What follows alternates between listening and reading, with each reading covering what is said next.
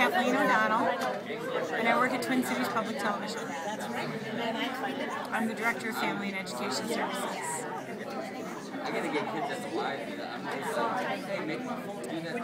And where did you get, or what was your first job? My first job, so it depends on if it's a paid job or a not paid job, but I would say my first job that I call my first job was when we were in grade school.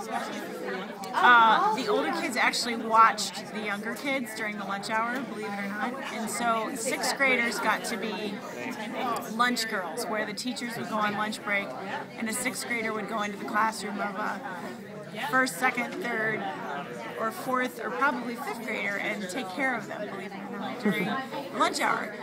Well, most of the 6th grade girls got to be lunch girls, but I got asked to be an office girl, which was a little bit of a special job, and only 2 girls got to be office girls. Notice it was all girls.